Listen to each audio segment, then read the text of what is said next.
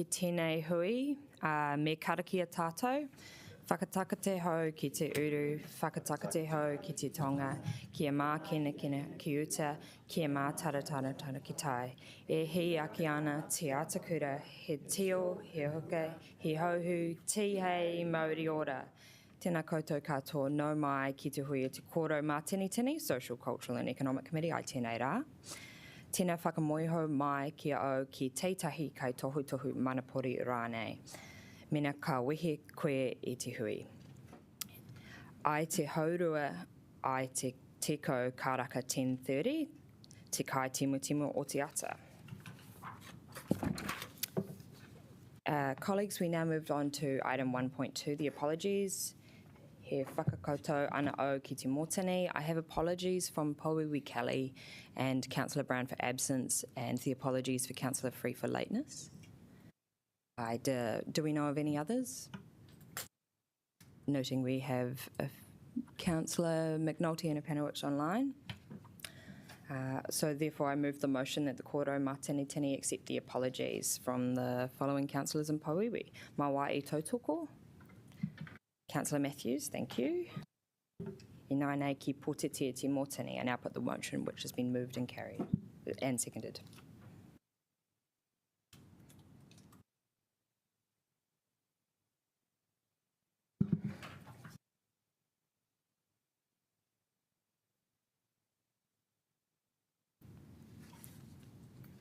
Ko mana, that motion is carried. I ngā meme tēnā whakapuakina o te take whai panga e hangai ana ki te rārangi take. I call on any members to declare any conflicts of interest that they might have in relation to the items on the agenda.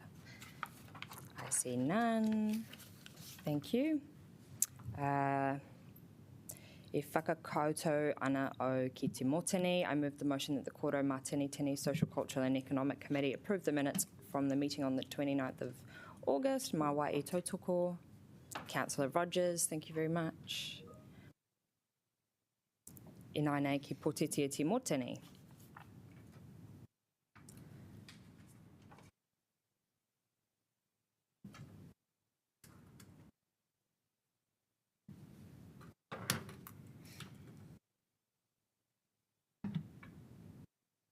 Ko mana, that has been carried. Kāore he mea mahui ki te rārangi take. There are no items not on the agenda, so we will move forward to public participation. No mai Sam Lowe, speaking on behalf of the Takatapui Rainbow Advisory Group, Council, to speak on item 2.3. No mai Sam, you have 10 minutes, and if you'd like to leave any time in there for pārtai, that would be fantastic. Thank you. Kia ora. Tēnā koutou katoa, ko Sam tōku ingoa, no Malaysia au. Engari ko te whanganui a tara te kāinga. Ko tēnei taku mihi ki ngā tangata whenua o te rohe nei. Me ka mihi hoki au ki ngā tohu o te rohe nei. Tēnā tātou katoa. I'm Sam. I'm the new co-chair at TRAC. So just want to say, it's pretty amazing seeing the amount of passion and mahi that happens in this room. It's not a hard job to do running the city, so I applaud every one of you for that. So just a little bit about me. I am Malaysian Chinese, so I moved to New Zealand about 20 years ago. I came up to Wellington for university in 2010, and I've stayed since then. I am currently working as an architect graduate. Not allowed to call myself an architect yet because I haven't passed the exam.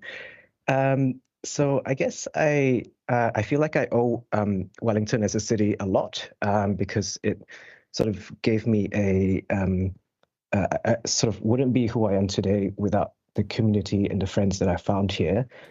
So I guess I joined the advisory group to sort of give back to that and to maintain the sense of safety that Wellington has provided to various rainbow people around the country. So we know that the census results from last year got published recently, and we now know that Wellington has the highest percentage of residents that actually identify under the LGBTQIA umbrella. So that's at 11% for Wellington. that's more than 7% in Dunedin and 6% in Christchurch. So Wellington is the top out of the three. So at TRAC, so that's obviously important to us as TRAC and maintaining the Rainbow Capital's identity and making sure that the city continues being a safer space for our community. So a bit about TRAC. We currently have about 8 members. So we're awaiting for new members in this new round of recruitment. We are currently consisting of professionals, students, academics, and community advocates who are part of the Rainbow community. We operate by 4 strategies. That is safety, community, visibility, and intersectionality. So I'll just quickly go through our annual report, just highlighting some key stuff we've done in the last year. So for the LTP submission, we at TRAC did support the funding priorities for water pipe remediation, because we all need water. But we highlighted that this should not be at the cost of improvement of safety and housing in the city. So safety was our key priority. We proposed for no more reduction of existing rainbow safe spaces in the city.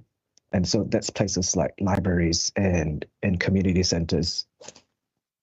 What else? So some additional work that we've done alongside that has been successful. So I was involved in the formulation of a guidance document for designing gender-neutral bathrooms. And so this was published recently by the New Zealand Institute of Architects early this year. And at its draft stage, it was sort of consulted on and consistently reviewed by the members of this advisory group. And we've given an endorsement for the document on the whole. So that's been a huge win for the design industry and also I think for council staff as well, because we could see that a lot of the staff members were quite interested in reading this document. Also want to thank Councillor Pannett's sort of initiative in driving this document and putting us in touch with particular teams at council who could put it to use. Some challenges we've had this year was fluctuating engagement from our various members, but I do expect an improvement on that, considering our upcoming shuffling of members. And while we're on this, I also want to acknowledge our a lot of work that our democracy advisor, Steph James, and Karepa Wall, and councillors Pennant and O'Neill for their immense patience and guidance in sort of helping the group get its grounding again. Some of the highlights we've had was having joint hui with other advisory groups. In particular, we had one with AAG, the accessibility group. So that was a great way for us to figure out shared challenges, and there was a lot of synergy in the work we did, and that was quite apparent.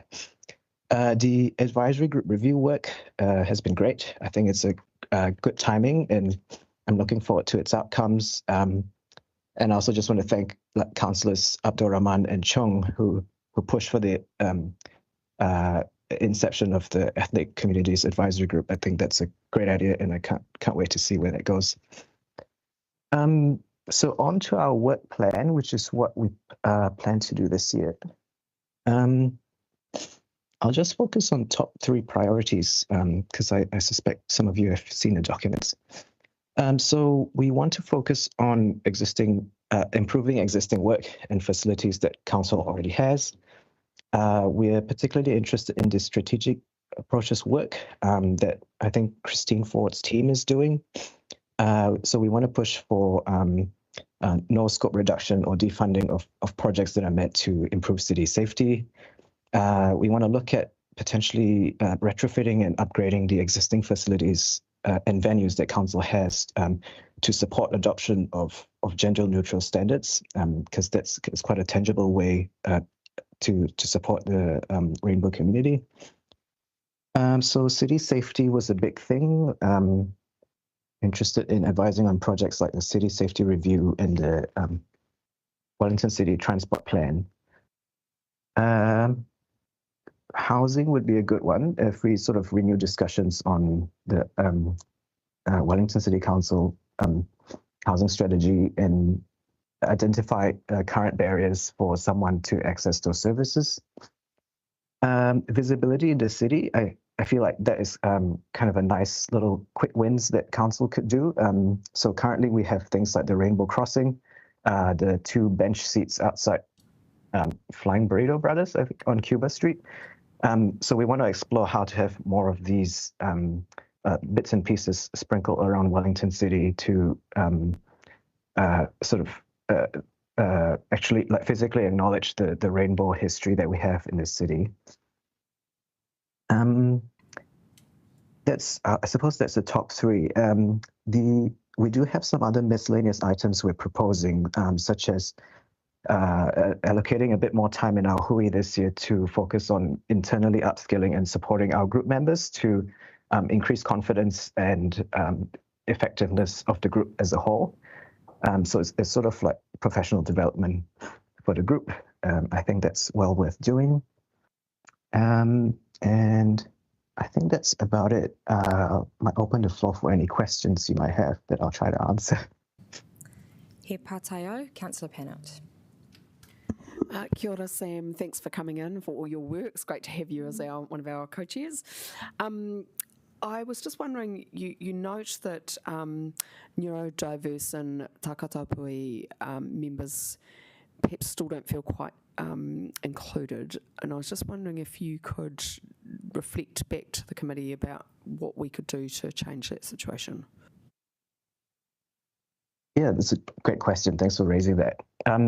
I think, so I personally haven't quite looked at how the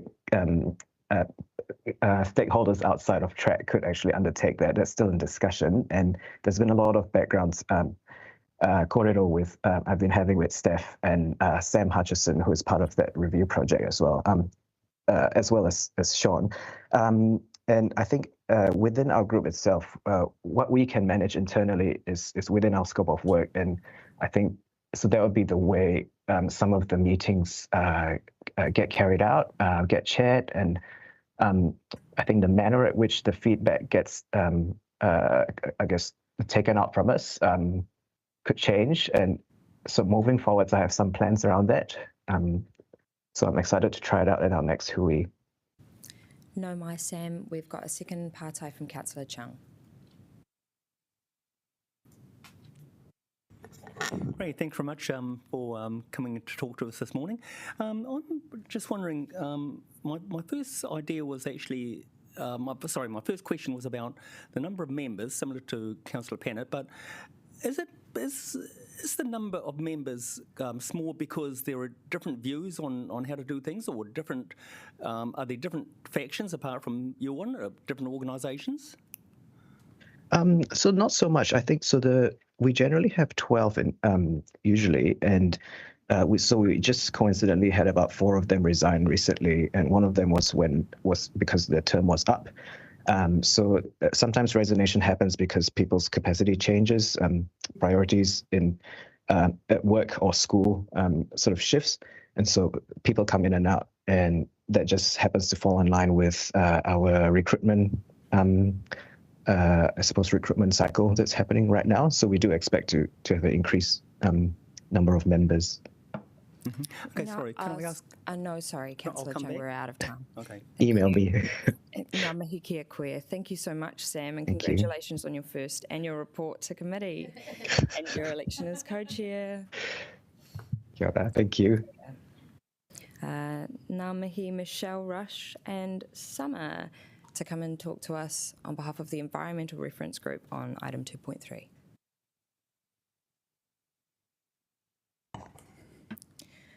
Tēnā koutou e tēnei ata, ko te mihi kia koe e Terry, I taki e te karakia me te mihi i te ana i te ata mō te rōpū tēnei. Ko te mihi tō tātou atua i te rangi, ko te mihi kia koutou katoa e tautoko ana i te kaupapa nei I tēnei ata. Tēnā koutou katoa ko Michelle Rush ahau, kei Environmental Reference Group, co-chair, kaimahi me Seth Summer Satterthwaite. I'll let Summer introduce herself rather than me bungle more things up. But just want to say it's lovely to be back here with you, and just want to acknowledge the important work that all of you do as councillors in our city. I know it's not an easy job and we really appreciate your efforts. So thank you on behalf of the Environmental Reference Group. And Summer, let you introduce yourself and start us off. Sorry, it's okay. Kia ora and good morning. Ko sama tōku ingoa.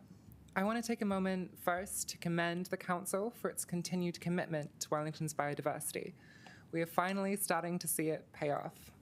Thanks to your initiatives and hard work, we are witnessing a remarkable recovery of our native bird species, with the average number of native birds in our parks and reserves increasing by 41% since 2011, and the remarkable recovery of kaka increasing by 260%. The return of these birds is not just a sign of environmental health, it is a testament to the successful collaboration between council, local communities, and conservationists. This restoration of biodiversity is drawing international praise and highlighting Wellington as a leader in environmental stewardship. In fragile economic times, such as now, we must not forget what makes Wellington so special and what brings people from all over the world to work, live, and play. People who carry with them the entrepreneurial spirit and expertise Wellington is hunting for, and the money. The mahi of our greenbelt will also no doubt be invaluable to Wellingtonians of all shapes, sizes, and colours of feathers, but it is vital that we allow our historical, regional biodiversity to guide our efforts. This means greening our city not just with native flora, but with Wellington locals, and using Zealandia not as the crutch of our biodiversity, but as a guide for what all of Wellington's green spaces could be. Thank you. Thanks, Summer. And just continuing on the other couple of points we wanted to highlight from our report, which we've taken as read by you. We just want to congratulate the Council on the continuation for its transport improvements and urge you to continue prioritising multiple modes of transport, continuing looking after pedestrians, cyclists and bus priority. We're very aware right now that with government funding challenges that is difficult, and we just would urge you to stay the course. We see already the improvement and the livability and the excitement of people in having more choice. As both a driver and a cyclist, I've certainly enjoyed the improvements. Despite people decrying humps, they actually slow the traffic enough for your car to get out into it, and they have certainly improved the traffic flow in my suburb. Not only has it also made it safer for me and my daughter to ride bicycles. So I just say stay the course, don't take too much notice of the noise. That is inevitable with change. None of us like change. And this is just a natural part of it, people reacting because they do. And I just urge you to continue the strong work with the Regional Council to make sure we can get that bus priority through. Huge numbers of people in Wellington use public transport. Let's not bugger that up. And finally, I'd also just like to support the continued efforts on waste minimisation.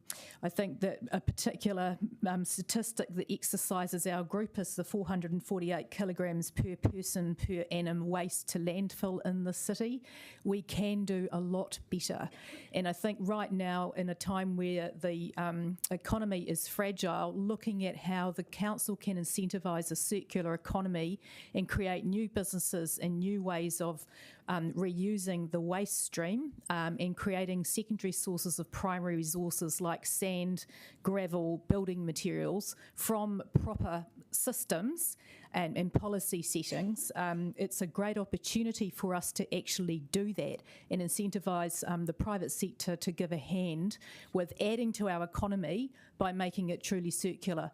And I was just looking online the other day, the European Union has a whole movement around cities who are signing up to become circular economies. I think it would be a great thing for us to look at, particularly with similar sized cities that we can perhaps role model ourselves off. And that's enough from us. We just wanted to leave some room for questions for you all. So thank you again for the opportunity to present our annual report. He pātaio, colleagues, any questions? No, there don't seem to be. Deputy Mayor Finn. Kia ora, Michelle and Summer. Ngā mihi for coming in. I just want to reflect on how your experiences of the mahi that you are doing being taken on board by the council. I know that that's a challenge, you know, like just how is the mood or the work being understood by the Environmental Reference Group? I think on the whole, we've got really good, strong relationships with council staff and councillors, and we really appreciate that relationship. We know from just, for example, our biggest contribution this year would have been our district plan submissions, and which was many hours of work, including presenting at hearings. Sometimes we were just presenting to support the council's perspective because we agreed with your direction, and I feel that that has been a positive thing that we've managed to do.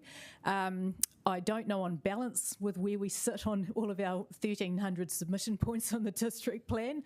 I couldn't tell you how successful we were. I do know that we've really appreciated the opportunity to input early to things like the Green Network Plan, to input early, and we've got very strong relationships with the climate change team in the council, and also with the waste team, and there seems to be some great exchange of ideas going on there between the people in our group with expertise in those areas and the council officers. We just provide another viewpoint, I guess, and we also have that lovely opportunity of being an integrated group we can see across the council. So we continue to do a little bit of joining up across council in that way that only an outsider can when everybody's too busy within the organisation themselves. Summer, do you want to add anything? I will, actually. Not to bring the mood down, but I did also want to point out that as people who are in the climate change mahi almost 24/7, it is not just climate anxiety anymore that everyone is facing, it is burnout. We have been told that the world is on fire for 20 years, and every day that we do not see progress being made, people are starting to slow down and give up.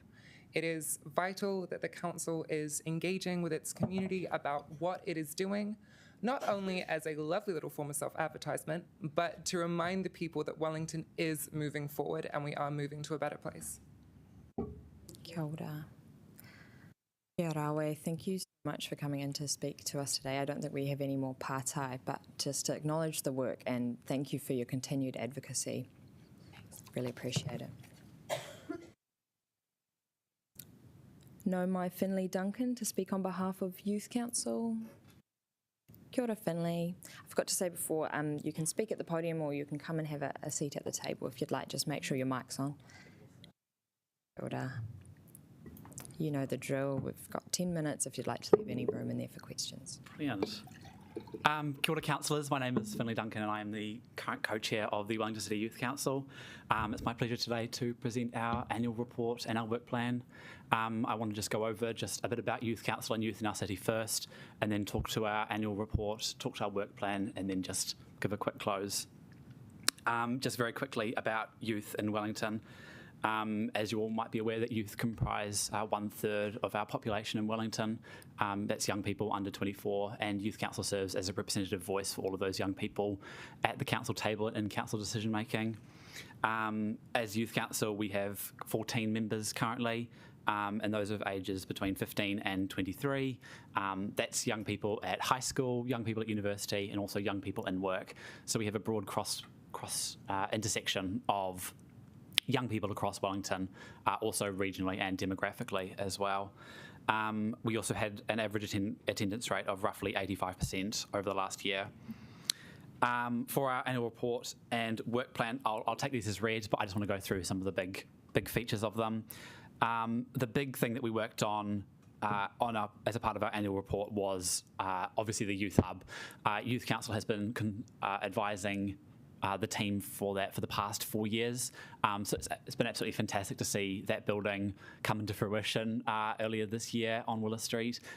It's a really great hub for young people of all ages, but predominantly of the teenagers and rangatahi, as a safe space in Wellington where they get to just be themselves, and we get to see young people interact in Wellington. We also submitted on Council's long-term plan earlier this year. We submitted on all 5 of your proposed areas, and that was a lot of work on our part, so we hope Council appreciated that report and managed to listen to some of the things that we put in there. We've also been actively involved in the advisory group review that has taken place over the last couple of months, with Sam Hutchinson leading that, and Council will be receiving that report next month, I believe. So one of our goals, one of our priorities in our terms of references is to advise Council, and that has been what we've been doing through our long-term plan and through the Youth Hub. Another one of our stated purposes in our terms of reference is professional development for our members. We've achieved that through having youth be involved with other young people around Wellington. Young people were very present at Festival for the Future earlier this year, that the Youth Council attended and listened to a speech by the Mayor earlier. We've also taken part in a number of workshops that we've run for professional development, things like bringing political neutrality into the council space. That was facilitated by the Electoral Commission, and Youth Council has also continues to develop its How We Work document, outlining our commitment to Te Tiriti as young people in Wellington, but also as a representative group for all young people in Wellington, regardless of where they come from or who they are. Looking forward to our work plan, Youth Council continues to have a broad range of values that we bring into our submissions, and we are continuing to do that in the next year. I want to just walk through some of the areas that we want to touch on in 2024, 2025. Specifically, climate change. Youth Council is very interested as young people in the environmental future of Wellington, and so we want to see us do everything we can to become more climate change resilient and also reduce our carbon emissions. So we'll be engaging on the Climate Adaptation Community Engagement Roadmap, and also the Green Network Plan and how it's implemented. Youth Council is also very interested in housing and urban design. As young people, we might be living in the city later on, and we want to make sure that it's a great place to live for young people. So we'll be engaging with the Te Ngākau Precinct Development Plan, and also the Suburban Centres Programme. Also, as a general value that we'll be implementing, Youth Council remains committed to upholding the values of Te Tiriti, and including them in our submissions and in the comments that we give back to Council.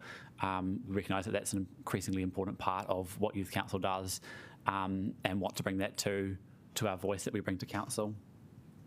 I'll wrap up quickly and then I'll take any questions, but I just want to give some quick thank yous to City Council, to all you councillors, for your role in making the city a great place for young people. I particularly want to thank Her Worship the Mayor, and also councillors Wineta and McNulty, for their continuing touch into Youth Council. It's incredible to have your voice there to understand more about what Council does, and so that we can talk directly to the people at the table. I also want to thank Youth Council's support team, Tian Daniels, Greer Ford McNaughton, and Meredith Blackler, for their role in supporting Youth Council and providing a really important perspective to young people when we often need to understand what's going on at Council, how do things work, and what can we do to help and make the city better for young people. I also, just as a final thank you, want to thank the members of Youth Council. It's been incredible being a co-chair for this past year. I'll be leaving end of this year, so it's been great to be on this journey. But thank you very much. I'll take any questions. Kia ora, Finlay. Pātai from Councillor Chung. Yes. No, Councillor Chung. Thanks very much for coming in. Just wondering, your turnover on members, is that because they go to different interests, or they leave university, or they get older, or what is the reason for the turnover? Both of those, Councillor Chan. I'd say the biggest reason for our turnover, Yeah, we get old. That's the problem. That's the problem with young people as they age. God. So young people leave high school and then go to university in Auckland, or they leave university and go into full-time employment. And as our hours clash with full-time employment, some young people can't make that. In saying that, we do have young people who work on youth council as well. We have someone who works in retail who comes along, who doesn't work full-time, but still comes along to youth council. Great, thank you. Partai Councillor Rogers. Yeah, I was just quite impressed to see, young people outside of school still being able to turn up to meetings with like a 85% attendance rate. I was wondering if you could speak to, I guess, how important youth council is to them and sort of what benefits it gives them if they're, this interested in turning up to something that young people might traditionally find maybe a little boring. Yeah, thank you very much, Councillor Rogers. I think the thing about youth council is it attracts young people who care about local democracy and who care about what the city council does. So for us, it's a great place for us to be able to contribute to the future of Wellington. It's a really valuable place for young people to come to and to be able to just even just talk about what Wellington's doing, what the city council's up to. So it's really valuable. It was really disheartening to see earlier this year when other city councils around the country just established their youth councils, and so we were really glad to see that Wellington City Council wants to keep its youth council, because we recognise it's a really valuable forum for young people in Wellington. Thank you. Kia ora, Finlay. Any further Partai colleagues? We have none. Thank you so much for coming in to talk to us today. Really appreciate it. Righto, a little check of the times. We will go, colleagues, now onto item 2.1. No my James to introduce the report, but I also wanted to just quickly acknowledge, goodness, Alan Isaac, the independent chair of the sports review panel, and also Ben and Sanjay from the officer side for putting a lot of work into this. Kia ora koutou. The Wellington Regional Sports Fees and Charges Review Paper is a response to the notice of motion which was approved at Te Konehiri-o-Poneke Council on 1st of June 2023. The NOM asked for an independent review of the council's sports field and facilities fees and charges, and it was agreed it should be conducted regionally. The review involved gathering data from various stakeholders, comparing fees, talking to councils and sports organisations, etc. It recommends ongoing collaboration between councils and sports organisations, improved transparency in fees, and regular review cycles every 3 to 5 years. The review is undertaken by consulting firm Martin Jenkins and governed by an independent working group made up of members from both Wellington City Council, Porora City Council, Nuku Ora as the Regional Sport Trust, and the sporting community. The group was chaired, as the chair said, by an independent chair, Mr. Alan Isaac. Alan, among other things, has been the chair of the International Cricket Council, is the chair of the Basin Reserve Trust, as well as the New Zealand Community Trust, and has been on the Audit and Risk Committee at Sport NZ. So Alan added a huge amount of mana and knowledge to this piece of work. He's known to many of you here today, and he is here and will talk us through the review process, key findings and recommendations. Officers will then brief us on next steps, and then Alan, along with Sanjay and Ben, can answer questions. Kia ora, Alan. Feel free to come and sit at the table.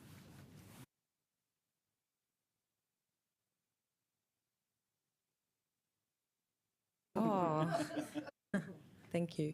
Just make sure your microphone's in front of you are on. Should be a green light.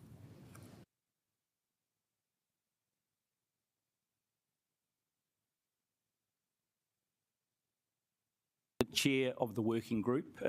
It's probably worth noting that in terms of using the word independent, I do have some interests. I am a ratepayer. I chair New Zealand Community Trust, and the significance of that is that we are significant funders of sport in the region, and I'm also involved in sports clubs administration. So. Given that the decision was made for the review to cover the region, it was really important to keep the scope as tight as possible, which I believe we achieved. And I mention that because as the process developed, people were looking for more work to be undertaken. So the scope being kept tight was really important.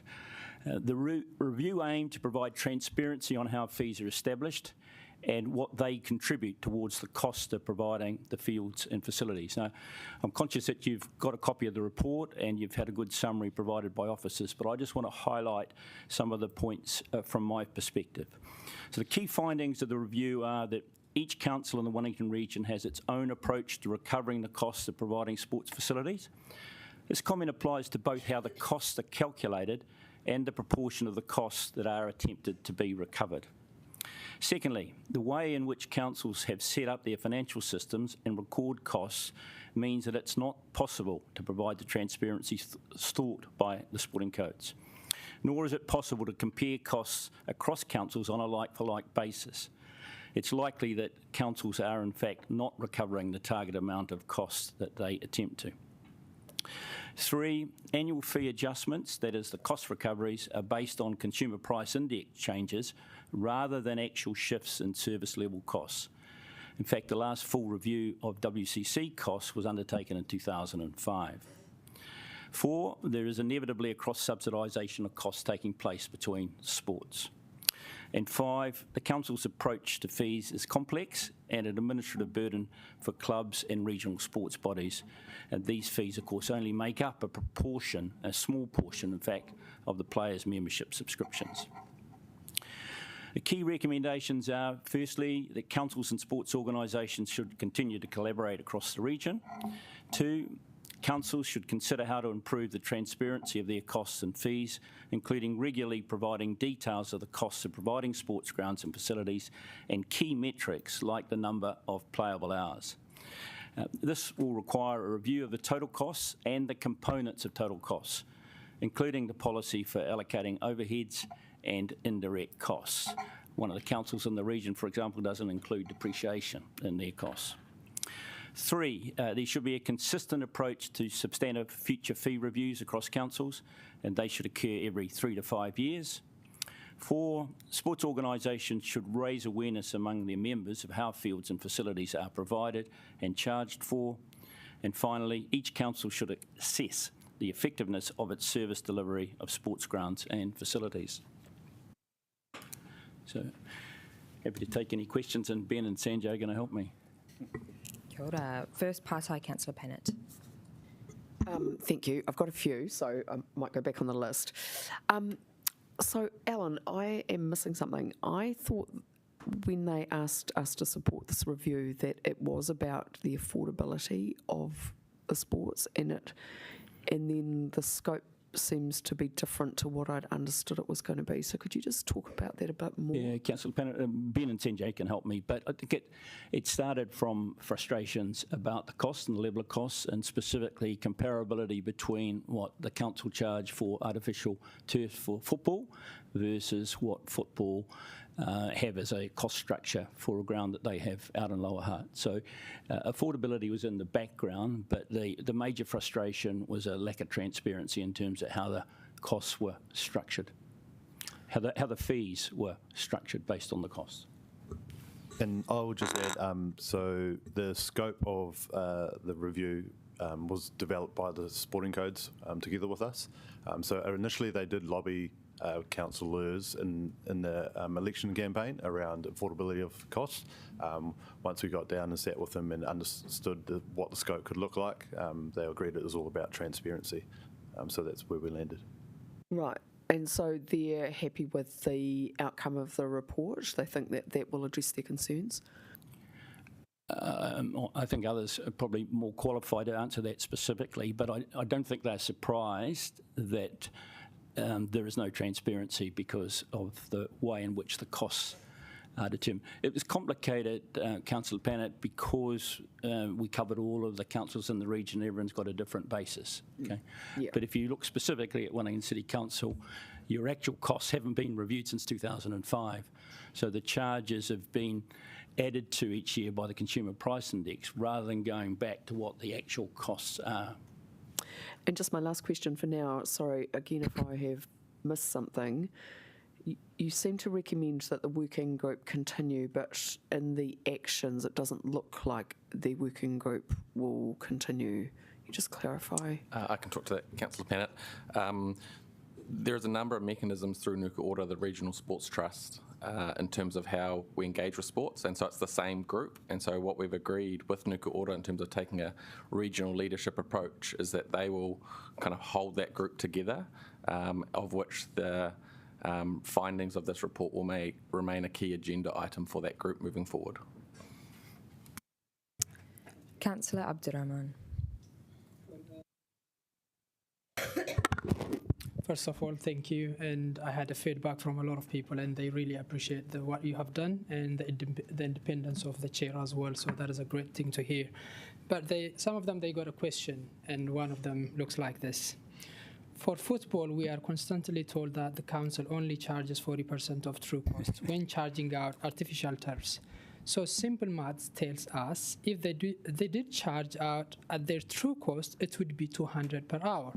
However, Capital Football runs and maintains its own artificial turf and charges $80 an hour. This allows us to run and pre-depreciation profit. So we simply don't believe what the council is telling us. What do you respond to that? Do you guys want to try and come in?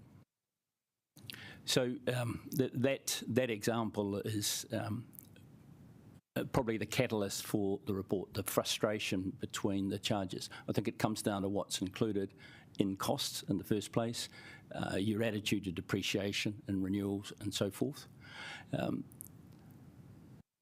So there is a difference, and it's probably determined by costs and your allocation of overheads in the finish.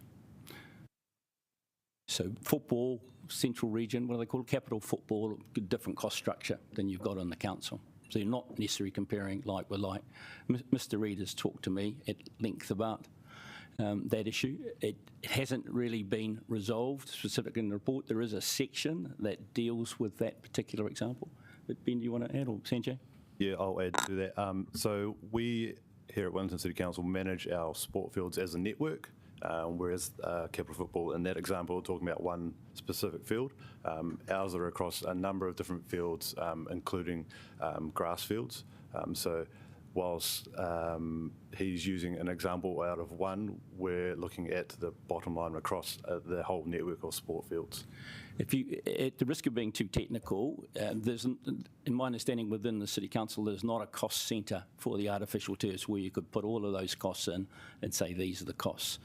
So the charges that are levied on the sports are not necessarily driven off the actual costs. One more question, Madam Chair. And this one, it comes to the review itself. Council hasn't done for at least, I think, nearly 20 years now, a review. So how do you justify increasing the price from year to year when you don't know the exact cost, and what is the justification for it?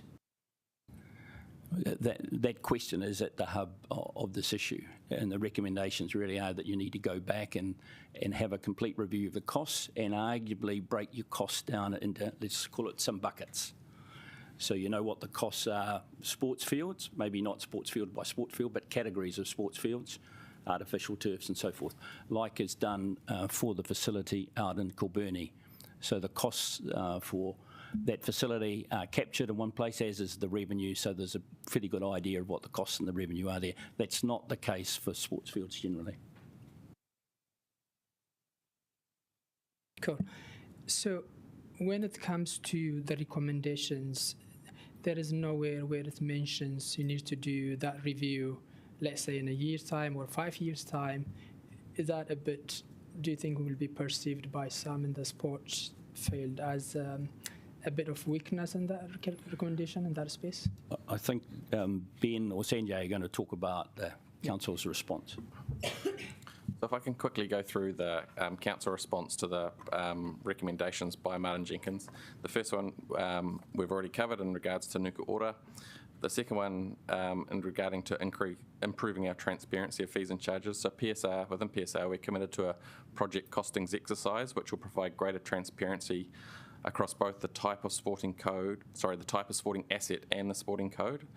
This project is currently being scoped with the objective to provide greater transparency around how much it costs to manage and maintain our sports fields and how budget is allocated and spent. It will look at it from a sporting code and a site specific. So we'll be able to say, this is what it costs for football, and this is what it costs for Kilburnie Park, as an example. This is something Sport New Zealand have shown an initial interest in supporting, as it isn't necessarily a tool that exists across the country that TAs can use to do this.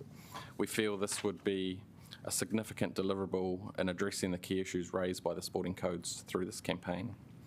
This action's being scoped within the 24-25 financial year program for PSR. So this work is underway now, and the idea is all going to plan we'll have a tool in place for next winter. That's the plan.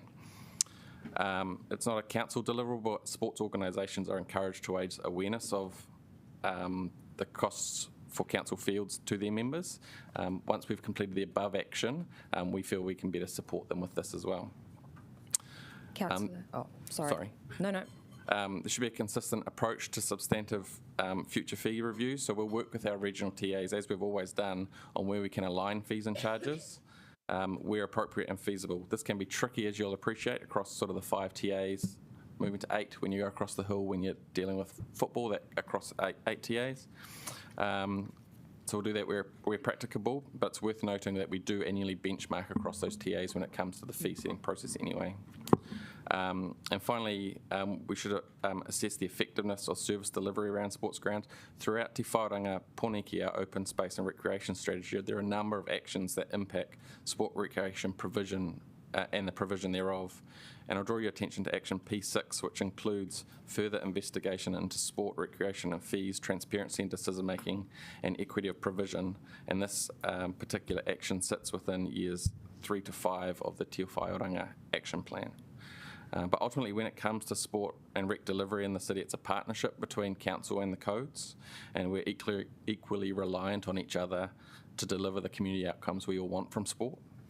So therefore, it's a continued open and honest partnership which we have with sport, and working together sort of remains key in that. Thank you. Councillor Chung. Thanks very much. When you looked at the various TAs about how they actually assess the cost of rental of their fields or lease of their properties, did any of them stand out as when you saw them say, oh, that's actually a simple way of doing things and that's a lot clearer and we could explain that a lot easier? Are there any like that, or are they all quite convoluted? So Martin Jenkins did the detailed review. It's probably worth noting in response to your question that some councils don't charge sports for the sports fees. Others don't include all the costs. I said I think it's Upper Hutt that don't include depreciation in their costs. But the realities are, as the councillor mentioned before, Capital Football can identify the costs of their turf. Within Wellington City, it's more a big bucket. I don't think anyone other than some councils where they've got a facility, they might know the costs of that facility and therefore the revenue against that. So there's not the detailed costing and comparison of revenue that you might see in a business. Councillor Abdurrahman. So there is a recommendation where it says formal collaboration to continue with the council, and what that looks like going ahead from here, because it looks like really perfect during the review and a bit of an issue prior to the review. What is next? So Ben, I think, addressed that by talking about working with Nuku Ora. I think you're asking me the question because I think sports are probably a little bit cynical about how that process might work, because they would say, and I think they've said to you, that there's been engagement before. So I guess the proof of the pudding will be in how the process works with Nuku Ora's assistance. Is that fair, Ben? Yeah, I mean, we as our Sport New Zealand encouraging Nuku Ora to take a leadership role in the city. That's ultimately their role as the Regional Sports Trust. That being said, we at Council also have our own mechanisms in terms of how and when we engage with the sporting community. Sanjay and his team ran our own sports forum only 2 weeks ago, in which we presented this sort of stuff to sport. We had the wider sporting codes there. So there are a number of mechanisms in which we continue to engage with sport, and we deal with them one-to-one on a daily, yeah. Councillor Pennant. Sorry, can I just be clear? In one place it says that the juniors are supporting the seniors, and in another place it says the opposite. Yeah, I think the main point you take out of that is a degree of cross-subsidisation. So if you take the football specific example, they're probably paying relatively more than what the council's trying to achieve, i.e. a 15% recovery. So there's some cross-subsidisation. But generally juniors are charged less, so they're being subsidised by the adult fees. Yeah, and that's, I just didn't want to look like we were criticising children. Yeah. So that's, okay, so that's, look, I'm just trying to ask this carefully, Sanjay and Ben. We agreed to this review, it's more money that, we're under pressure. Some of the outcomes I would have thought we could have come up with. So do you feel that the process was really helpful for bringing the council and the sporting codes together to get some really good outcomes? Because the reason I supported this because it was for equity. I wanted to make sure that every kid in Pōneke, got to play sport if they wanted to. So is this, going to help? Councillor, I will just note that we were the ones that made the, set the objective to carry out the review. No, but they said that they changed the scope subsequently, so I was just trying to understand. With the sporting codes, so they so I'm followed just trying the to process they understand. wanted to engage with. Yep. To answer your question, I think it was very worthwhile to conduct this review.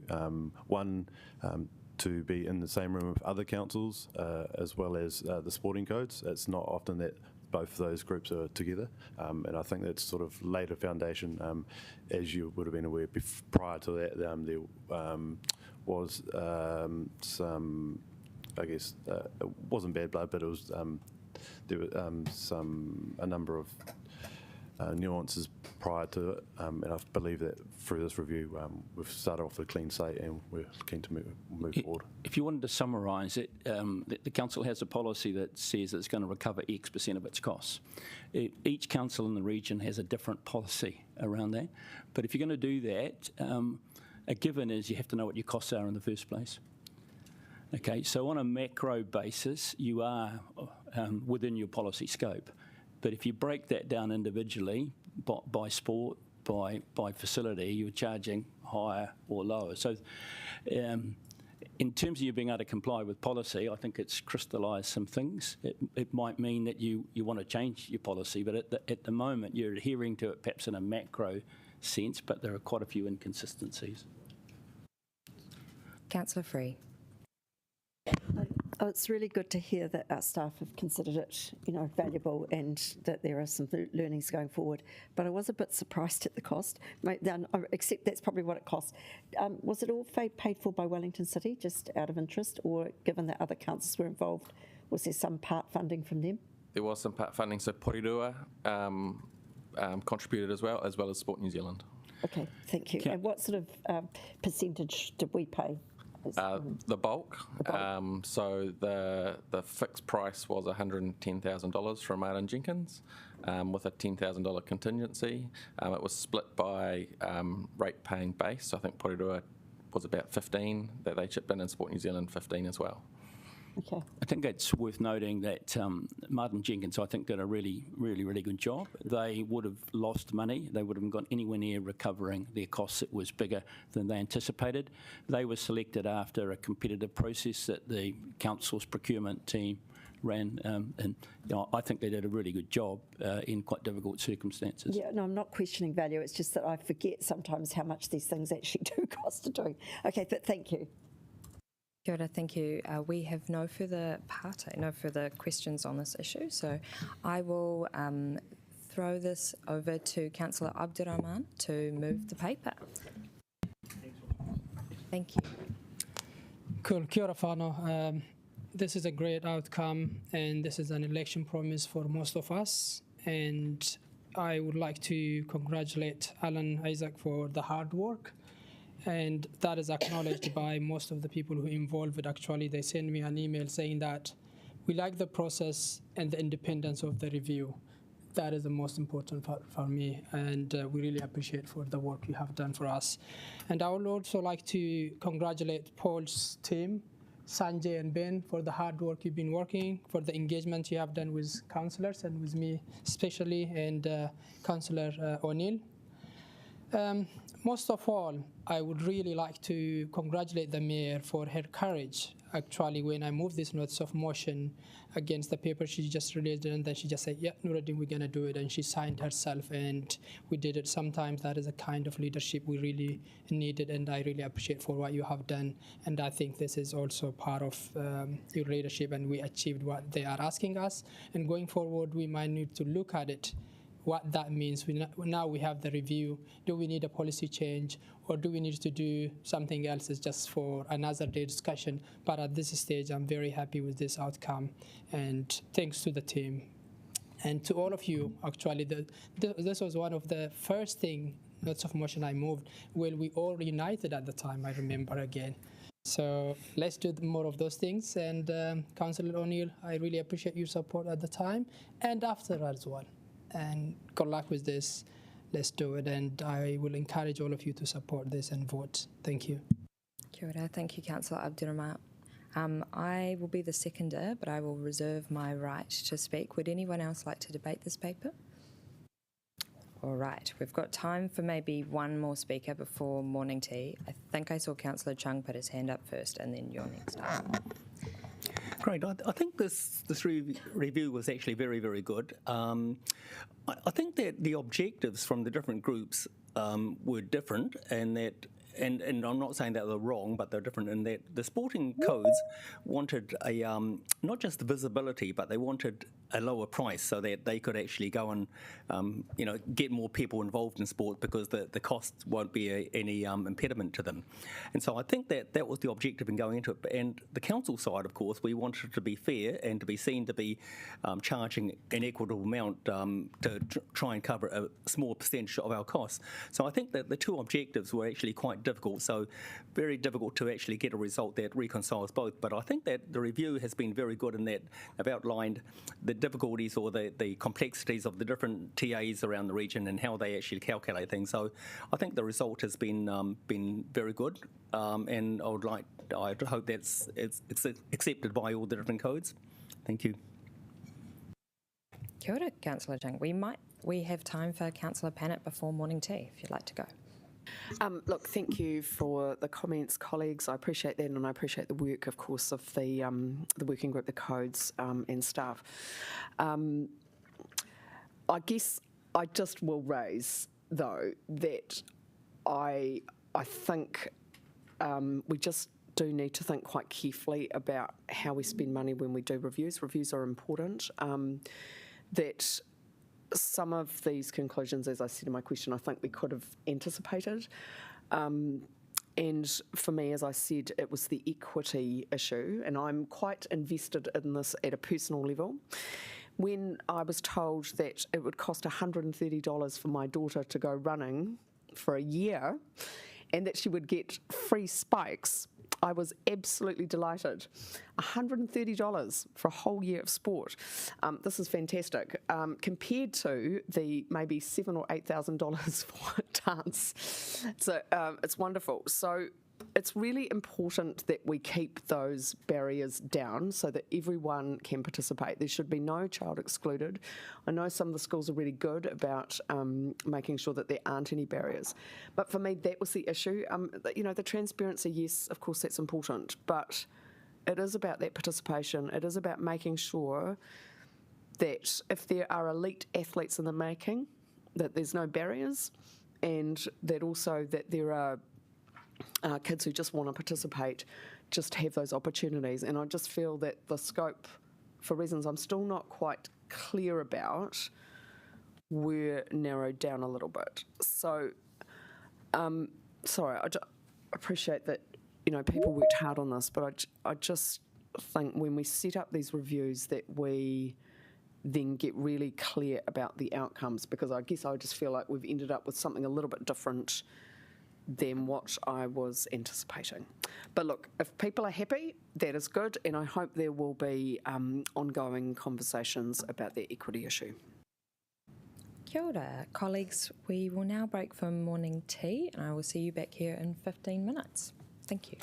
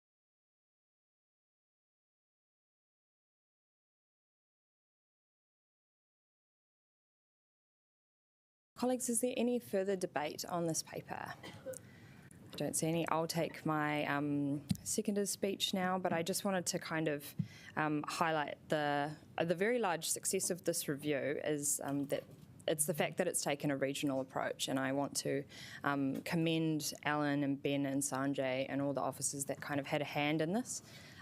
It's very rare that particularly within the space of a term, you can initiate a piece of work and it have come back to you with some really positive impacts. So this, as noted in other people's speeches and in debate, that this is kind of a transparency and review project, and we can't sort of look at the equity issue of sport until we have transparency around the data, which is why these sort of steps have been taken.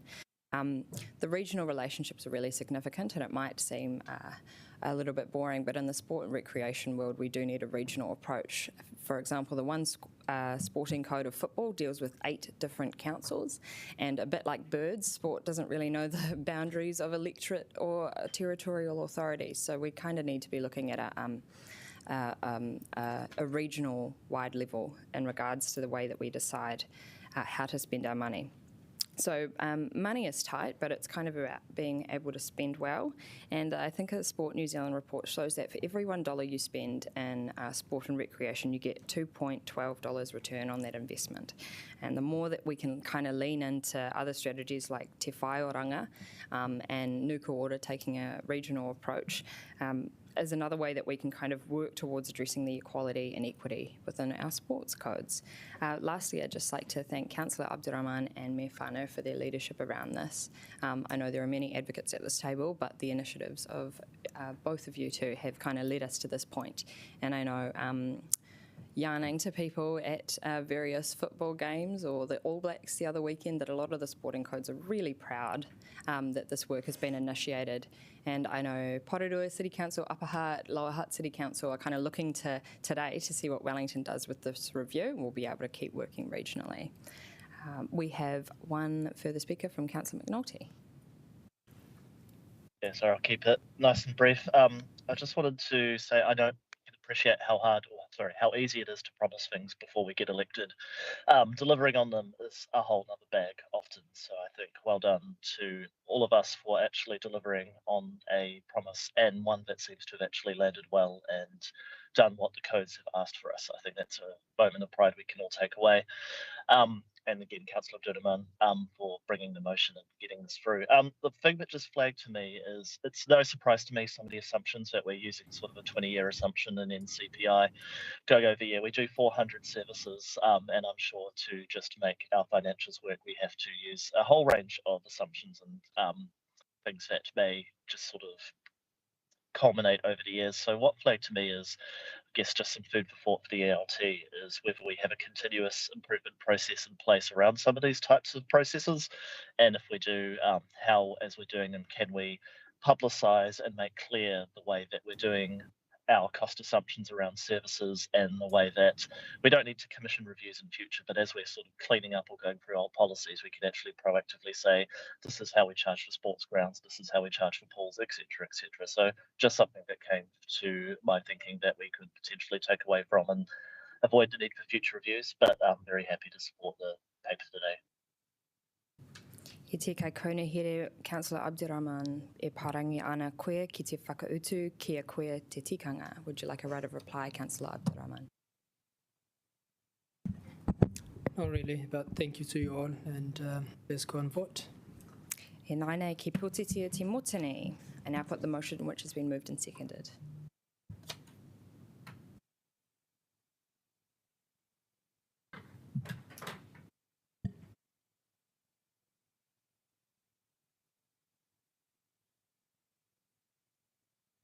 Ko mana, that motion has been carried. Thank you all. Really appreciate it. Colleagues, we now move on to item 2.2, the Economic Wellbeing Strategy and Annual Report.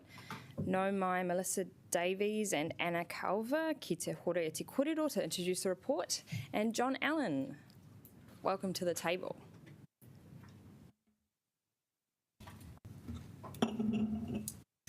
Kia ora, councillors. We're here today to present our annual report for the Economic Wellbeing Strategy, first launched in 2022, around the time that I joined council and the economic wellbeing team was formed, so it's been nice to go through this process and work out what we've achieved as a team. It's no secret, I just want to open by saying it's no secret we're in the midst of a very challenging economic environment, not just in Wellington, but nationally and globally as well. I think it shows the importance of having an economic wellbeing strategy and making sure that we're focusing on how to grow jobs and support local businesses. And also, I just wanted to talk about the importance of making sure that we are taking a really agile approach to how we're delivering this strategy. So I just wanted to touch on that. When I first started, things were rosier from an economic point of view. One of the outcomes, for example, was celebrating our capital city status. That is one of the areas we've had to deprioritise in order to pivot and support local businesses more in the short term through things like our development response, business support, our Courtney Place precinct activity, upweighting our upweighting supportive events, etc. And I just wanted to throw to John briefly just to talk about how we've thought about that strategic approach to how we're supporting businesses right now, both in the short term, but also with a longer term view, considering the central government job cuts has made that diversification of our local economy even more important. So the challenge, of course, is how do we attract people to our city? How do we get them in the CBD spending money, in our communities spending money? How do we get them into our hotels? How do we get them into our hospitality businesses? All that sort of thing. And this strategy is built on a view that to address both the short-term and medium-term challenges that we face, the best single thing that we can do is events, invest in events. And we all know, because we saw a weekend or two ago, when we had WOW and we had the All Blacks in town, how transformative events can be, both in terms of actual investment in the businesses of the city and in the mood of the people of our city. So you've seen the media reports that tell you that in the last year, that's the 23-24 year, $73.8 million was generated by events and spent across our city in the businesses of this place. And so one of the key elements of the strategy we've been following is to double down on the investment in events. And of course, it's not just sporting events, it's cultural events, it's business events. We need to activate all of the events capability of the city. And that has been a focus. And in my view, we continue to deliver in that space. If you go back to the beginning of the 23-24 year, we had the extraordinary FIFA Women's World Cup. The pipeline going forward for events, as some of you will have seen, the events calendar came out again, updated yesterday, is extraordinarily strong for this city and for our region going into the summer. So that's the first thing. The second thing we recognised is that jobs are critically important. Now, there's no surprise in that, but the question is, where do we invest to actually best support job creation? Because we can't invest everywhere. And we recognise that governments, as they go ebb and flow, some of them invest in the public service, some of them de-invest in the public service. That's just the nature of the politics of central government. We can't really control that. That's not a statement of sort of inadequacy or failure, it's just a statement of reality if you're choosing where to invest ratepayer money to best support job creation. Similarly, in my view, the large professional services businesses, which we have in this city, ebb and flow largely around government. And so the place where we have chosen to double down and invest is in our tech, screen and creative sectors. They play to the strengths of the city, they play to the established ecosystems of the city, and they are areas where we know we can make a difference. And so what you've seen, and you all know this, is you've seen the creation of the hub in Rutherford House, the collaboration between the city, VUW, and now I think about 13 tech businesses in there. You've seen this extraordinary events program which has been operated, which, for example, is going to bring Sunrise, which Blackbird, as you know, is the biggest fund in our region, Australian-based fund, of course. But they have an event every year. For the first time, it is coming to Wellington. We had Electrify here, the Women's Founders event earlier in the year. So we've had a huge focus on growing businesses. And, you know, if you take OpenStar, just as an example, and you will know OpenStar, it's the nuclear fusion business in Naronga Gorge. I always find saying that sentence is quite a remarkable sentence to be able to say, but nonetheless, it's a business that is about to go back to the market to raise $50 million, looking to create about 350 jobs in this city over the next period. Now, we need to secure those businesses here. So those are the areas that we are particularly focusing on in the plan that we are unlocking. Now, just one other last comment. I'm sorry, Anna's probably getting anxious. But the comment is this, that it's very easy with all of the challenges that we face in the city at the moment to say, well, jettison the strategy. Stop the strategy, move all of the money into responding anecdotally and locally. And what I would say to you there is if we do that, we will not achieve the impact that we are able to achieve with the strands that we already have. I haven't talked about the visitor economy. I haven't talked about the attraction of people to the city. We've got a range of campaigns in that space, which I'm happy to answer questions about, but I'm conscious of your time. So what I would say to you is this: we know we have to do things locally. We are doing things locally with the city to help address the immediate challenge. But we are sustaining the strategic choices we've made because genuinely we believe that we will make more impact, create more benefit through that than any other approach that we can take. Kia ora tātou. Kia ora, we have a pātai from Councillor McNulty. Kia ora, John. Appreciate the focus on events. It's going to be macro and at high level and things like well, and that's entirely appropriate.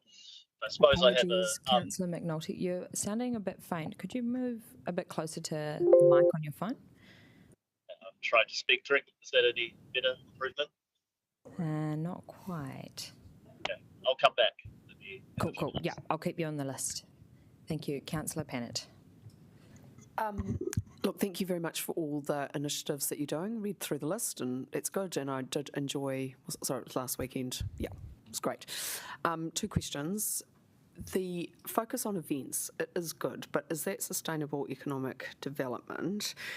And the other question I've got is just, look, most people are struggling at some level at the moment, and there is a lot of, don't want to be relentlessly negative, but a lot of people are struggling, and you know it does feel like we are probably all, you know, we've still got a way to get out, and there are some challenges like insurance rates, job security, which are ongoing.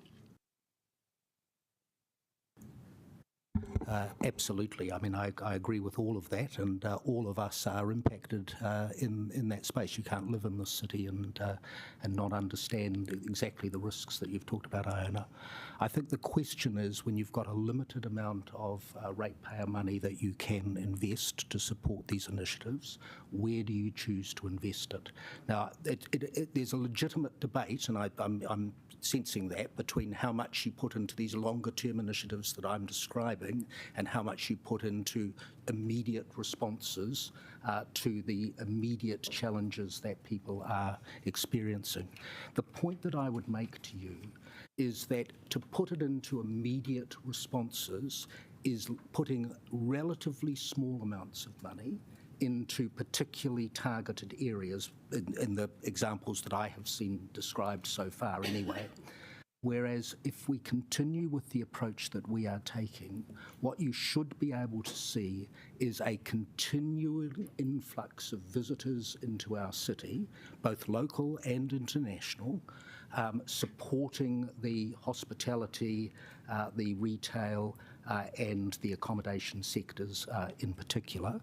You should see the continuing creation of relatively high-paid jobs with the benefits that that creates across the city. And so it is a balance, and it is challenging, really challenging at the moment to sustain or get that balance right. But we're wrestling with that. We're engaged in conversation with that every day, and you know, I get it. It's hard for so many people, including lots of us. Mayor Whānau. Yes, just two questions. So the first one, with the loss of the Science City funding, I'm assuming because we have limited budgets, that's just sort of had to be parked in general, or will that remain a focus under the tech stream of this work? So two thoughts there. As you'll be aware, Sir Peter Gluckman is leading a number of reviews at the moment, one of them in the science system for the Minister, Judith Collins. And while I'm not involved in that one, I am involved in the university one, but while I'm not involved in that one, I do think that will give us some understanding of what the overall national ecosystem for science and investment will be. And so we should see something out of that in the relatively near future. The reality is that many of the collaborations that were talked about with Science City are continuing. So there is continued collaboration between the CRIs, the universities, the tech sector, that is still continuing in and across our city. And that's part of the reason why we're getting such good progress with that sector, and why I believe that we can sustain that progress over time. Great, thank you. My second question relates to the screen industry. So I was at a Screen Wellington event last Monday and saw a fantastic presentation about the opportunities coming up. And so I was keen to know if there's going to be, a proactive effort to really publicise that what help forming that ecosystem in the film industry pathways that are possible in Wellington. Yeah, that was a great event. That was an event at Massey and in their new screen facility, which is remarkable, and it brought together the whole screen sector. That all supported the development of a screen reel, talking about the intersection between what I'd call as conventional filmmaking and the digital filmmaking for gaming and things like that. And they all provide, we facilitated it, and the Wellington NZ had, but all of the sector came together. And the story it tells, and it's on the Wellington NZ website. You should have a look at it. It's a 4-minute thing. It's blasted all around the world. Its ripples are being felt everywhere, and across Aotearoa, of course. And what it tells is the story about why this place is such a great place. If you want to make games, if you want to do visual effects, if you want to make anything to do in that screen space. It's a powerful story. We need to tell it better. Just to follow up to that, I think, it was wonderful. What interested me the most, though, were the actual training opportunities for people to come to Wellington before they even get to that point. Yeah. So I was keen to know if there's some work around the pathway. There's lots of work around the pathway. So you're aware Jane Campion has her director's program or producer's program that she runs in Wellington and is running in Wellington again. That is huge in terms of international profile. There's a whole lot of programs under the UNESCO City of Film headline that we're running for Rangatahi, bringing young people through into film careers, and then in Opotiki, Māoriland are running a series of more dedicated Māori-focused programs in that space as well. So yes, huge amount of focus on education. In fact, Miramar Creative Centre, which is the Vic Creative Centre out on the peninsula, was rated in the Hollywood what's it called? Variety, whatever it's called, I don't know. Anyway, one of those Hollywood papers, 15th best place in the world, 15th best place in the world to learn about film. I thought that was quite cool. Councillor McNulty? Yeah, is this better? Much better, thank you. Okay. I was just saying, with my suburban councillor hat on, John, I appreciate the events thinking is going to be much directed to the CBD and the higher level, and that is appropriate, but I do just have some curiosity around what we do to build up the pipeline of emerging events. And I think of Spring in Tatawa, for instance, is one of our street festivals where they're having to turn stalls away because they're at currently a capacity issue, but they could, with the right investment, grow and become something. So is there much thinking in terms of the community event space, or is this really just a CBD-focused kind of big, national scale event strategy? Kia ora, Councillor McNulty, Anna here. Yes, I think there is, but not within the context of this strategy. So this is really around the economic wellbeing strategy looks at major events, business events, events of scale that do drive significant economic spend. But certainly within our grants program, the support we provide for community events, the support that our Creative Capital Arts team provides to community events is definitely a focus. So I think and we try and get as much integration between our events team and Wellington NZ events team to look at events that then can scale. And through the City Growth Fund, there are a few events that are at that mid-tier, Festival of the Future, for example, being one of them, that they're not yet a major event, they've grown from a community event. So there is access and support that we can provide for events that are scaling via our economic funds. Can I make one additional point? Can I, Councillor, if you look at the regional events pipeline document that came out, and I'm not sure actually where it is in your system, so I couldn't tell you, but there are all kinds of community type events. So there's Tartan Up the Green at Brewtown, there's Coffee and Cars at the Southwood Car Museum. So there's a variety of events in that pipeline at the moment that we are focused on, but as Anna just said, from Wellington NZ's perspective, our particular focus is on the major events which are bringing larger cohorts to the city. Cool, colleagues. I see no further pātai. Ngā mihi nui, Melissa, Anna, John, thank you very much for coming to talk to us today. It is always very lovely having a member of the CCO family at the table. Right, I will pass Deputy Mayor Foon to move the paper.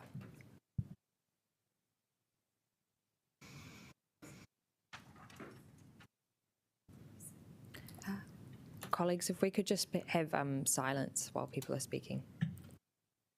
Yeah, tēnā koutou katoa, and thanks very much, team, all of our economic wellbeing team, for the mahi and for Wellington NZ. For the mahi, it is greatly appreciated at this time. I appreciate that you have really taken the time to come to talk to us about the strategy and how it is appropriate still as we go forward.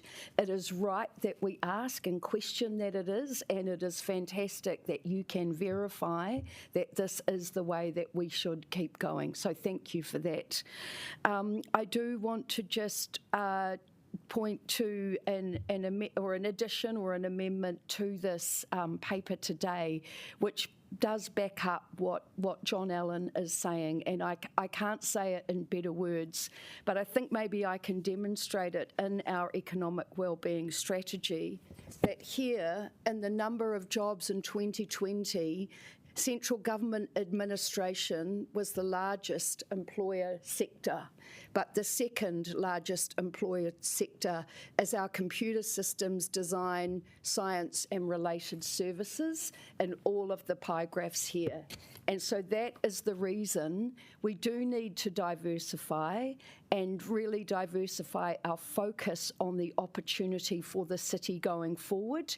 And one of the first steps is to ask for the information on how we can further catalyse the tech and screen sectors in Wellington to really, with the objective of bringing that vibrancy, growth and economic diversity to the city. So I thank you and ask for your support on that. And really, we're already trying to promote Wellington as one of the most livable cities in the world.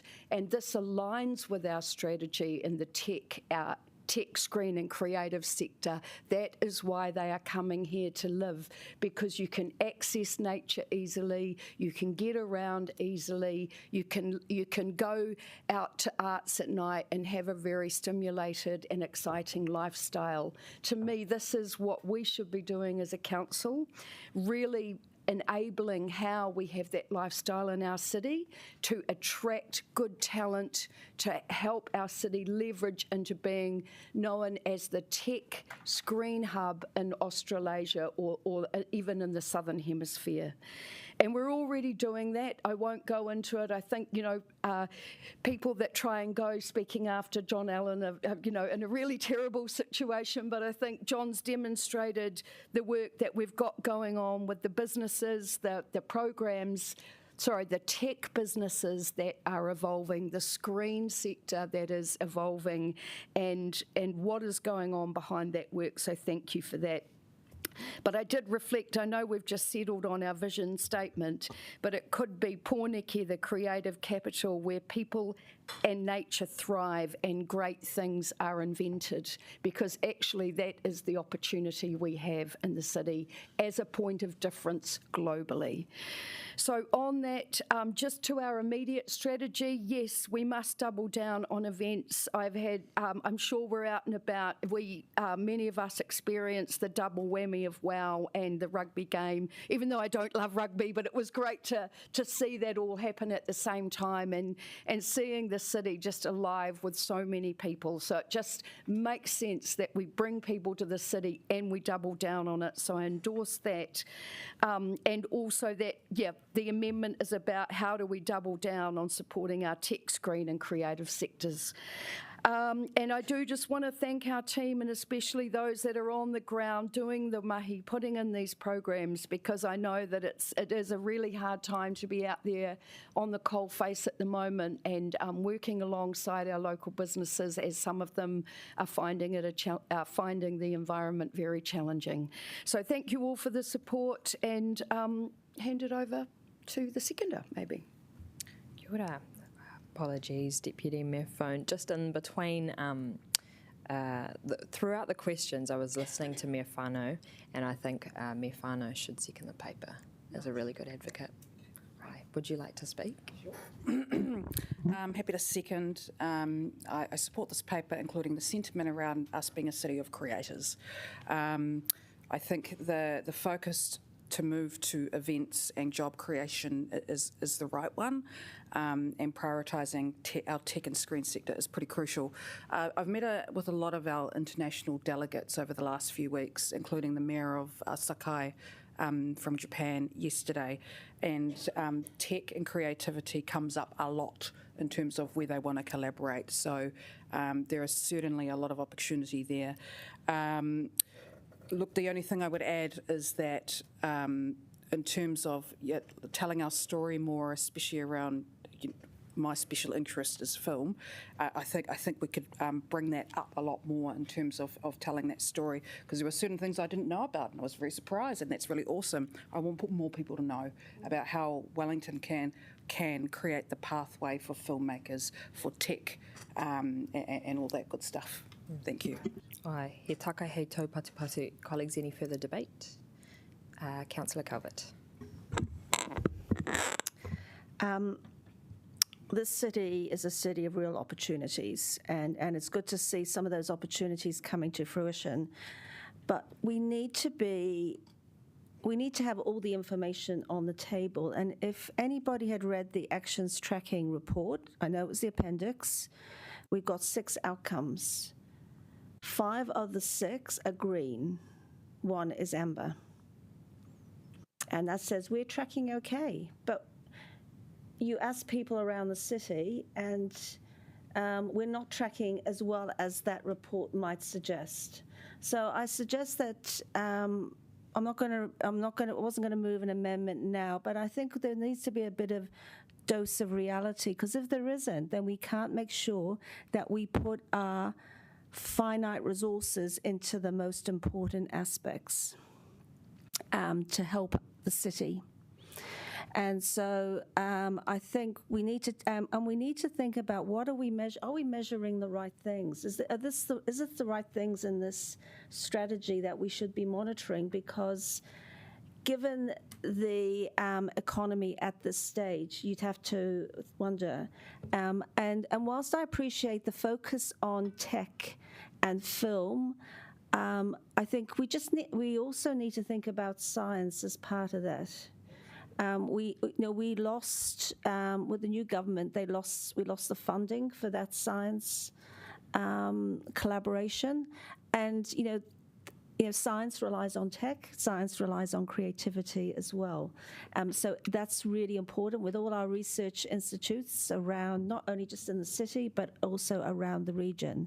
And that is the opportunity that we have to really make why Wellington can be different along with its arts and culture. So I just think we need to make sure that our reports aren't just a list of transactions, aren't just a list of nice green colours, when perhaps in reality there needs to be a bit more intensive look at how things are going, because if we aren't honest, then we don't know how to move forward properly. So I would ask that the officers go away and do some work about how things are being reported. Is that a fair reflection of the performance of the city? Is it a fair scorecard to present to the people that we serve? And we've because we've heard of some closures this week. We still haven't heard about the $1,500 subsidy or whatever it might well be. I know it's all going to be disclosed next week, but unfortunately, businesses can't keep waiting. And if we make promises, but we still don't have any details, then we really need to look at, if we are agile, how agile are we really? So anyway, I'll leave you with those thoughts. Thank you. Colleagues, any further debate? Councillor Rogers. Yeah, I just wanted to speak in support of the amendment that had been made by Deputy Mayor Foon. Some of you may have known that I worked in the tech sector prior to this, and one of the organisations that I worked for was Summer of Tech, which Wellington NZ has partnered with for quite a long time. And I just wanted to speak to some of the impact that that organisation was able to have with the driving vision that Wellington NZ had around our tech sector. And in my time there, we were able to help secure, admittedly this is across New Zealand, but with a majority in Wellington, over 500 students getting internships in the tech sector across New Zealand. All but a few were paid more than the living wage during those internships, which really bucks the trend internationally in tech internships where people work for free. And so I think it is really important for our economy, for those students who do come here to learn, that we're able to keep them in this city with fantastic early career opportunities. And then that further allows them to keep investing. I saw there was even someone there who went over to the US and was able to bring back a massive amount of capital funding back to the local economy. And those are the sorts of things that we want to see. And I think in the conversations that I've had with many tech people, when you do go out and you say, my company is based in Wellington, people really go, oh, really, that's quite fascinating. But they continue to be impressed by the magnitude of skill that we have in this city and the massive amount of impact that such a small number of people can have globally. Kia ora. Councillor Panowitz. Thank you.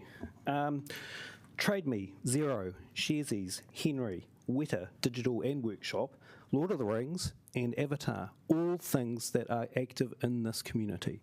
This is the strategy that promotes this activity here. I'm looking for the next one. This strategy will actually make that happen. So we can't fix all the economic problems of Wellington, but we can at least be an enabler. So I'm more than happy to congratulate John for the work that he does with Wellington NZ, which I sit on the board of. And I'll leave you with one comment from another board member, which is Paul Retamanu, who said in the most recent weeks, events are not a nice to have in Wellington, but a need to have. Thank you. Kia ora. Councillor Free. Yeah, I really think it's incumbent on us as leaders to talk positively about what's going on in the city, as well as being realistic, of course, but there is a lot that's actually really, really positive. I mean, I saw WOW this year and I was truly wowed. It was utterly amazing, the best ever, I would honestly say. Then I went to Herbie Hancock last night, and again, it was stunning. It was stunning. And, you know, the venue of the Michael Fowler Centre itself is just such a beautiful, gorgeous building.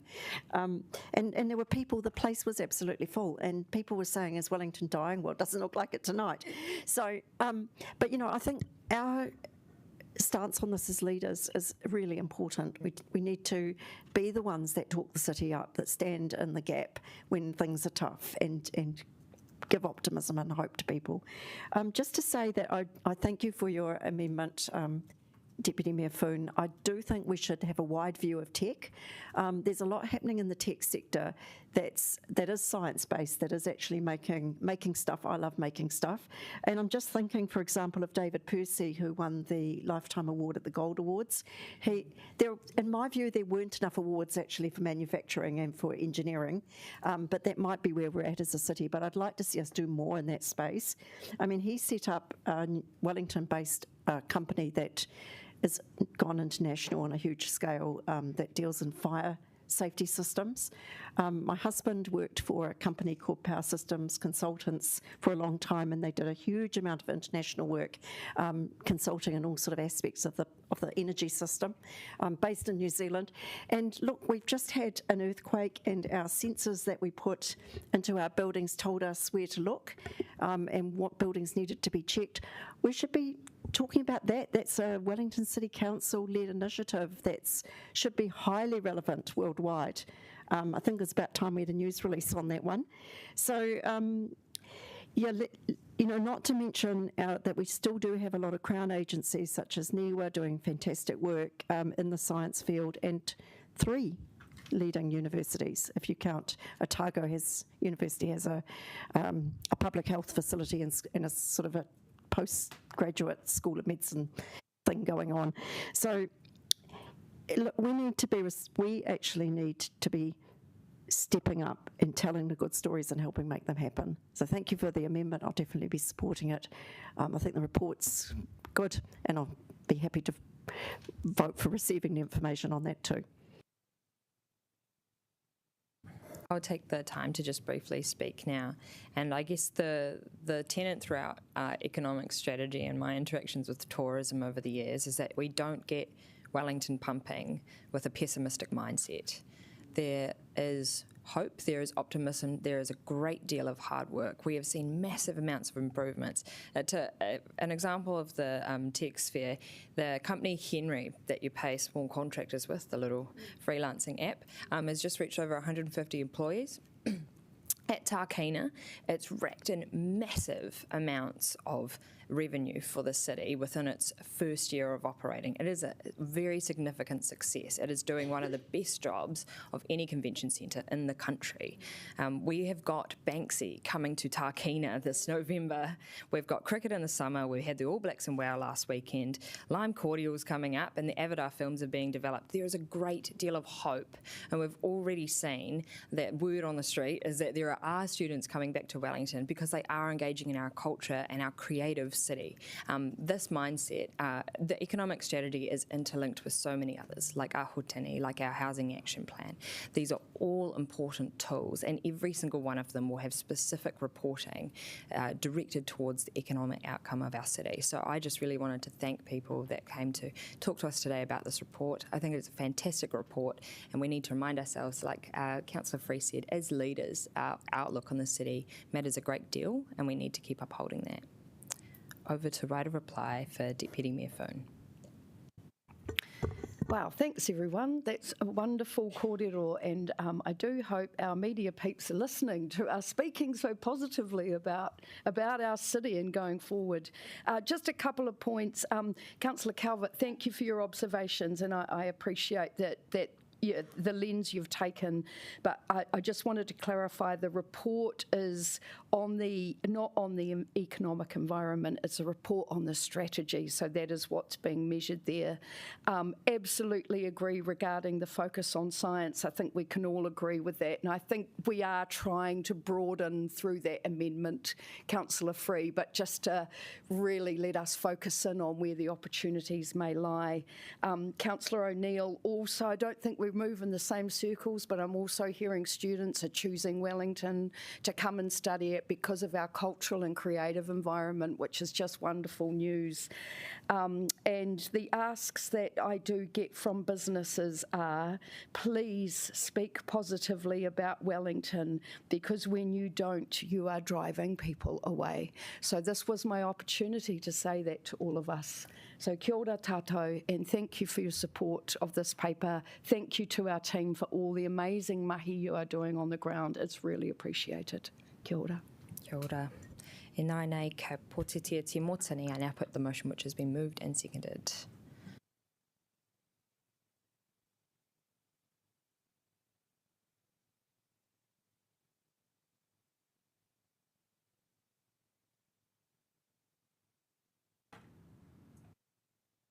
Carried. Thank you. Colleagues, now moving on to item 2.3, Advisory Group Annual Reports and Work Plans for the 24-25 year. No mai Jennifer Parker ki te hore e te kōrero.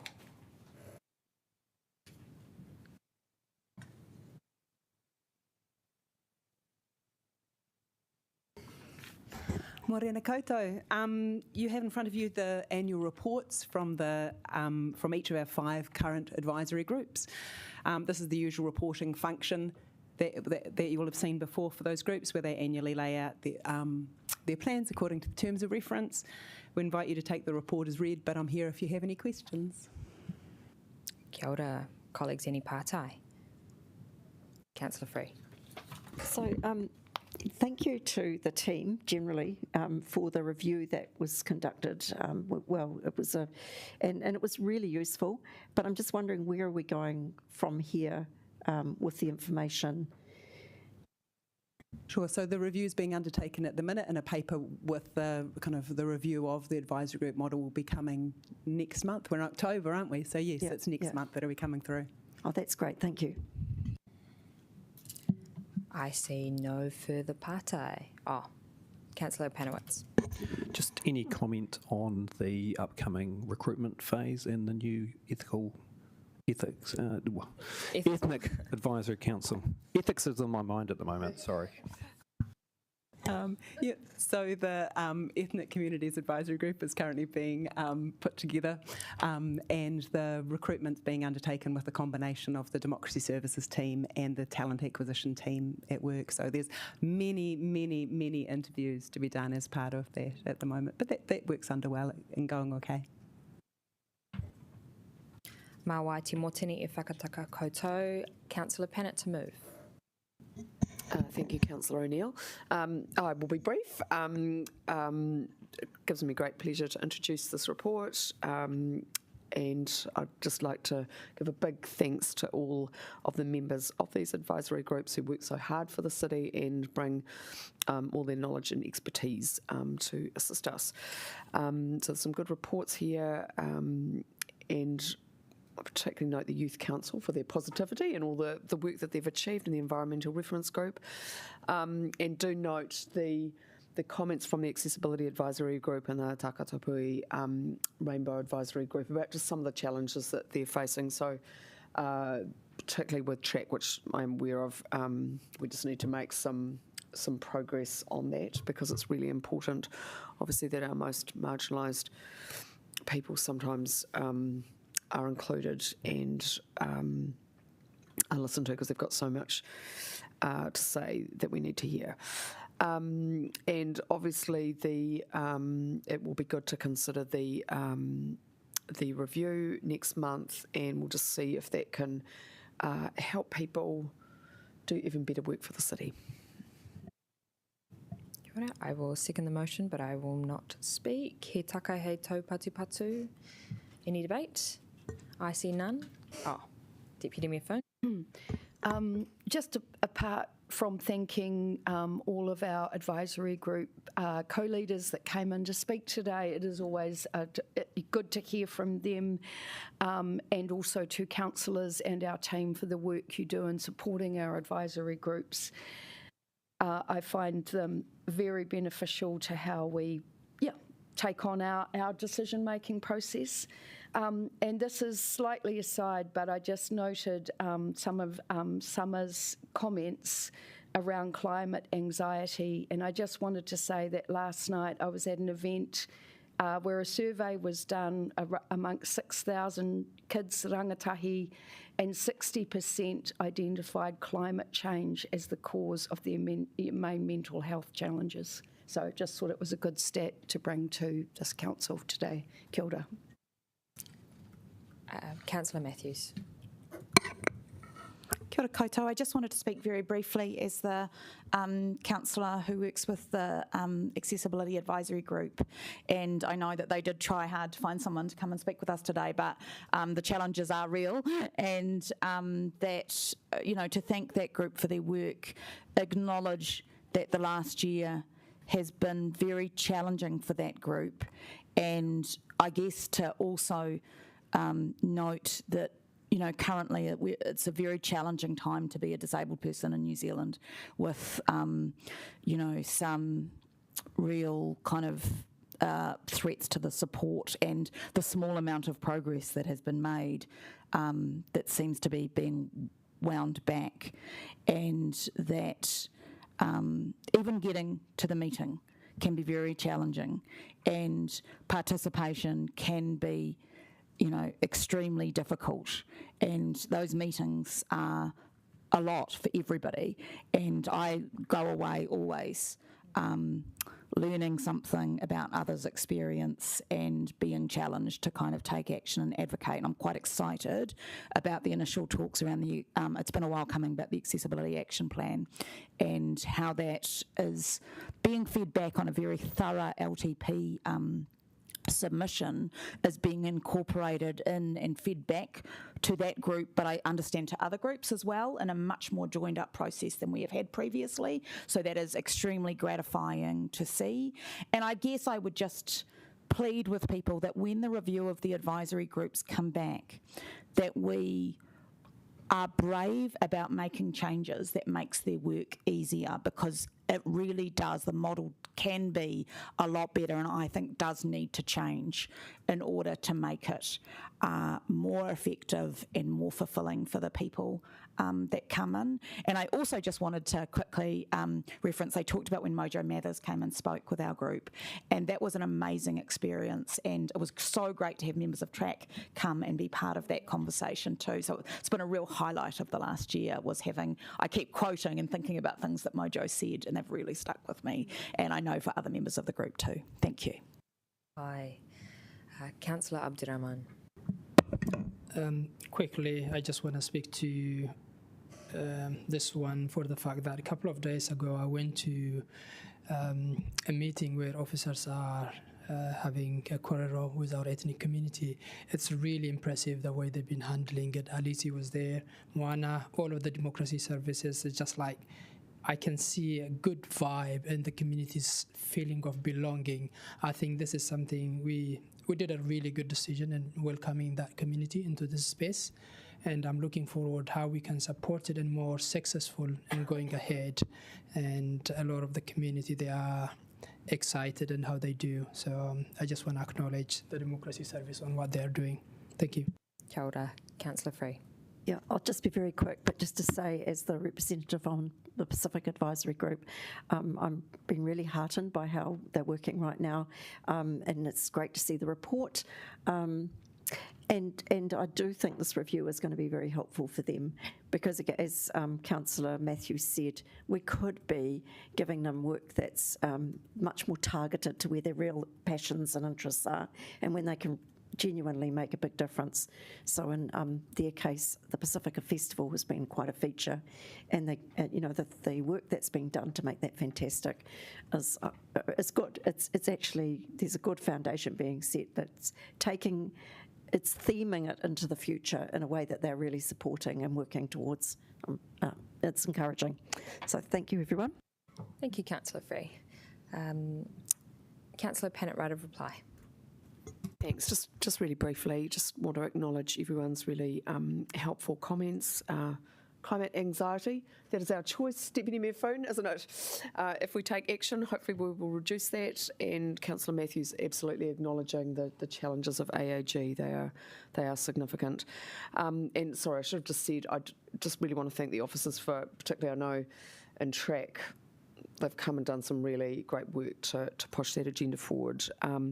And also just to finally acknowledge the people that have left this year. So I'll just, from my end, a shout out to Tyler Dunkel and Marnie Mitchell, who've done amazing work for track since it was established. And I'm sure there are other people that have done the same in their groups too. So very grateful to them and for their contribution. Kia ora. E nāi ke potitia te motini, and now put the motion which has been moved and seconded.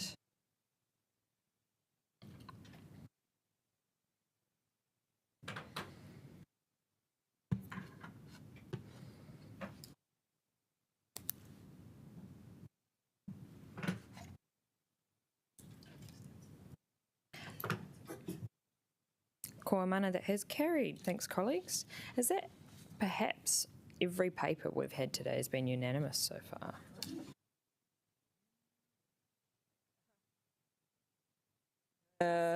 Touch wood, touch wood. Righto, item 2.4, decision register updates and coming reports. No mai James Roberts, ki te hore te kōrero. Kia ora, I'd like to present the report and take it as read. If there are any questions. I see no questions. Thank you, James Roberts. Ma waiti motini. It was on the paper and I just read it out. Very formal. Ma waiti motini whakataka koutou. Is there a mover? I will move the motion. Do I have a seconder? Deputy Mayor Foon. And nāi kia potitia te motini. I now put the motion which has been... Oh, Councillor Randall. Bait. So close. I just want to note for the councillors and for the record that I'm again disappointed that the forward program has an item which is not immediately able to be understood by the majority of Wellingtonians, and I just ask that officers please apply the policy I understand we have to make sure that it's always legible. Thank you. I'll just respond to that quickly. The Ahotini Arts and Culture Strategy is a foundational document of the council. As Councillor Rogers pointed out, Google is free, and actually the use of Te Reo Māori, it is the name of the strategy. So I support officers to be able to list the name of the strategy as it had been decided and approved by this governing board. Councillor Writer. Cool. Deputy Mayor Foon, right of reply. Oh, Councillor Rogers. I was just going to add the point that I guess I didn't make in my email yesterday, and that is that I think it is becoming of all of us to assist members of the public in understanding Te Reo Māori and upholding it. That's also part of our strategies as a council, and I really enjoy taking the opportunity to learn new reo and also pass that on to members of the community. So, yeah. Cool. Deputy Mayor Foon, right of reply. E nāi ke potitia te motini. I now put the motion which has been moved and seconded.